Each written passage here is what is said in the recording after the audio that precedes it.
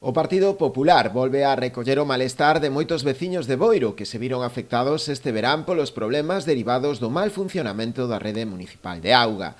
Para o Partido Popular esta situación ten un claro responsable, que non é outro que o goberno municipal, pola súa mala xestión. Boiro multiplica su población en verano por el turismo.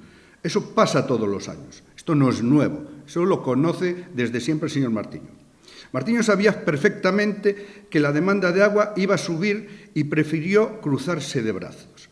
No es el primer año que firma un mando restringiendo el uso del agua, pero la culpa siempre será del cambio climático o de cualquiera que pase cerca, nunca de su manifiesta incapacidad para gestionar este servicio básico. ¿Y en qué se gasta Martiño el dinero de nuestros impuestos? Se los gasta en proyectos faraónicos que nadie ha pedido, en propaganda institucional y farándula.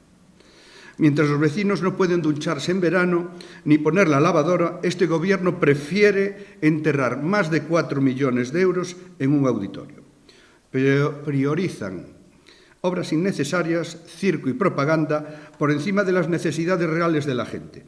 No necesitamos un auditorio de 4 millones de euros si no hai presión de agua en las casas. Dende o PP reclaman ao equipo de goberno a realización dunha auditoría sobre o estado actual da rede municipal e que se destine maior investimento á mellora deste servizo. Exigimos a Martiño unha auditoría urgente del estado de la red de aguas y que en el próximo POS sea invertido íntegramente en la red municipal de aguas, ampliando los depósitos actuales, creando otros nuevos y colocando grupos de presión en puntos estratégicos para que aquellas zonas que sufren los cortes de agua durante el verano solucionen este problema. Exigimos que se frenen los gastos innecesarios y se destine inversión real a los servicios básicos. Pagar más impuestos para recibir peores servicios es una estafa política.